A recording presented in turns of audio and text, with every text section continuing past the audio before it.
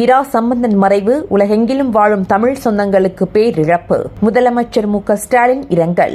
புதிய கிரிமினல் சட்டங்கள் வீண் வேலை, அரசியலமைப்புக்கு எதிரானது. ப. சிதம்பரம் சாடல். இலங்கை கடற்படை அட்டுழியம்.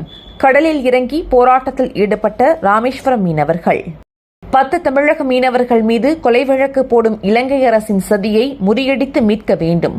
ராமதாஸ் வலியுறுத்தல். மீனவர்கள் பிரச்சினையை தீர்க்க மத்திய அரசு நடவடிக்கை எடுக்க வேண்டும். சபாநாயகர் அப்பாவு வலியுறுத்தல். மருத்துவர்களின் ஊதிய உயர்வை அரசு உடனடியாக அறிவிக்க வேண்டும். பிரேமலதா விஜயகாந்த் கருத்து. சாகித்ய அகாடமி விருதை விட கள்ளச்சாராயம் குடித்து உயிரிழப்பது உயர்வானதா?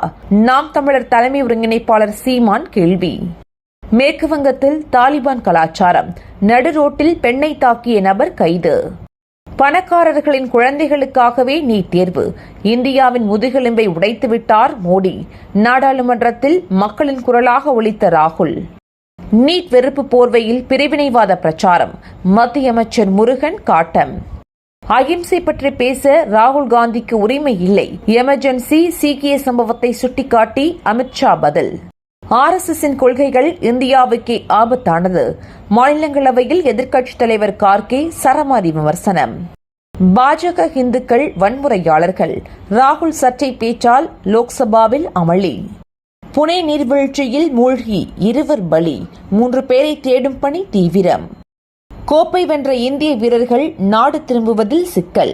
சூறாவளியால் விமான நிலையம் மூடல். தினந்தோறும் காலை தலைப்புச் செய்திகளை உடனுக்குடன் தெரிந்து கொள்ள வணக்கம் இந்தியா நியூஸுடன் இணைந்திருங்கள்.